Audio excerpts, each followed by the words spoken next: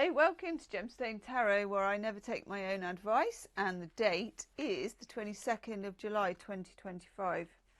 So, what did I say a little while ago? When Mercury is retrograde, you'll be very tempted to do the kind of things that you just shouldn't do. So, I get up this morning with the burning intention of printing a document. Yes, I need to print a document, and so it begins.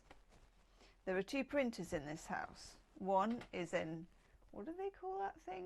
Not an inkjet, but the other one that goes on forever. My preferred printer. Black and white, chug-a-boom, off it goes. I have to enter the boys' room. He's out.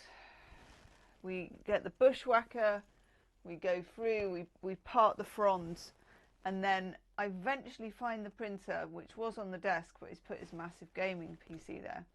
And the printer is underneath a load of stuff. So I'm, you know what it's like, low headspace, grunting and groaning, finally get the printer out, have to go and find the dongle so I can use my laptop, do all that.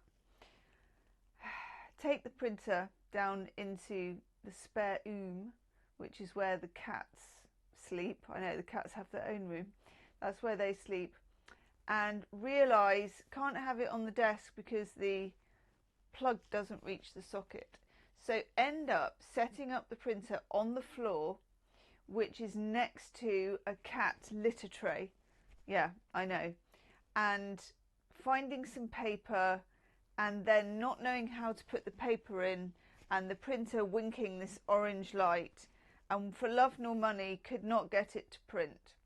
So abandoned that, left it next to the litter tray on the floor, I know, and then attempted to use the inkjet, which is one of the boys' printer, which is all singing, all dancing. Never been able to get it to do anything myself, ever.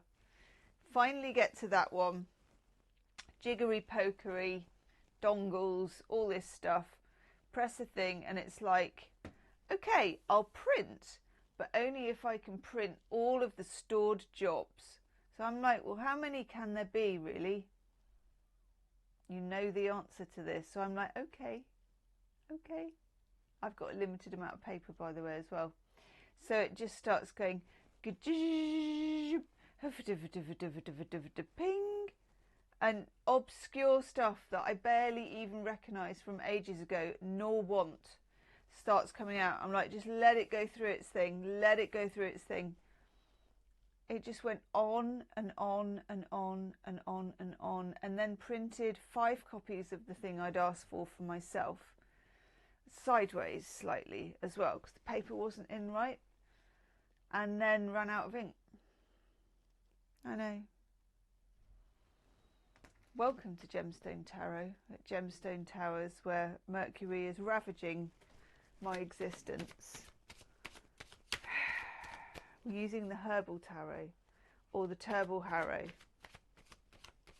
I know. Oh, tell me your Mercury stories. Make me feel better. Make me feel better. Turbo harrow. What do we need to know? Oh, lovely. That's nice. Very nice. We'll take that. I'll take that and I'll run with it. Yep. I love a bit of herbal tarot. Forget how much I like this every time I use it. Nice. Kind of. Okay.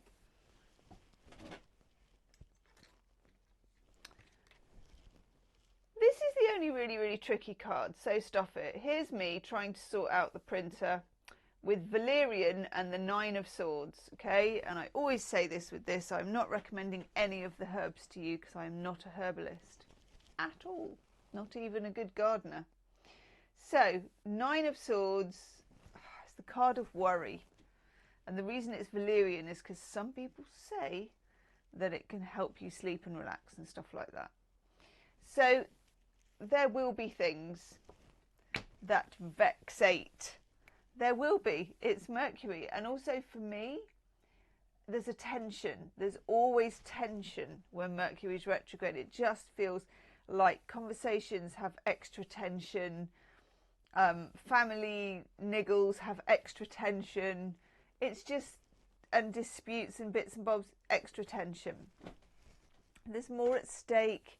There's less clarity. It's just a recipe for that, really.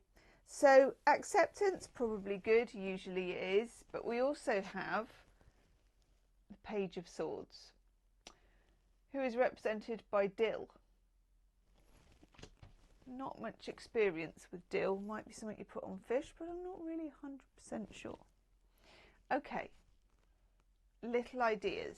The littlest ideas, the tiniest ideas, a little bit of inspiration. Take it. Use it. Mercury also does kind of scatter a little bit of fairy dust when it comes to the ideas department. You think of things that are a bit more original than normal, a bit more weird, a bit more left field. Go with them. Follow them up in yourself and in others. Okay. Then we have 2 9s. This gorgeous 9 of Cups. I love this card. It's just beautiful, isn't it? Which is, hang on if I can read it. I never know this one. Squarine. Squarine. I know. So whatever that is, 9 of Cups is Jupiter in Pisces. It's the emotional wish card. It would behoove you during Mercury retrograde to hold on to your emotional wishes, to hold on to the feelings and the reasons why you do things, because mentally that tends to break down. But if you keep the kind of faith and you keep the desire, that keeps it going. And we kind of need that at the moment. We also have Bayberry Bark, which is the 9 of Wands, which is needing good boundaries. They don't need to be like amazingly strong, but good fences make good neighbours in Mercury retrograde, because everybody's wafting about in this semi-irritating soup of casserole of nonsense. At least if you have your boundaries, it clarifies that part. And it keeps out their mess from getting into your mess, because everybody's in a bit of a mess. So if you can fence it off, keep it out, draw the line, that will just help.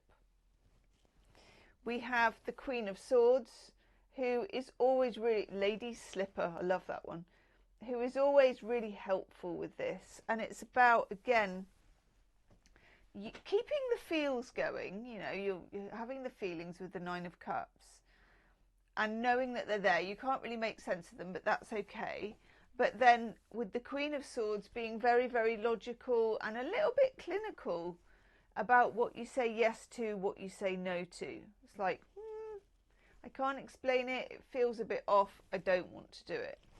I can't explain it. It feels really good. I'm doing it. That kind of thing. Gut reaction is going to be good. And then we have this gorgeous watermelon card. I don't know why it's watermelon for this one, but the 6 of Cups. And this card has been knocking around the readings. And do check out my latest pick a card reading, by the way, of what's holding you back. I do believe it featured in that one. That's in the description box if you want to check that out. It's the shadow of the past. It's the joy of the past. It's Mercury retrograde.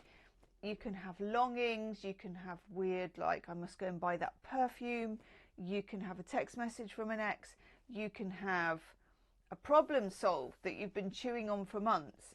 It's all redoing, redressing, remembering. And that's just the energy that we're in. I think at the beginning it's most potent. That's just my experience. Let me know in the comments. And then we have Comfrey, which is the world. I like this.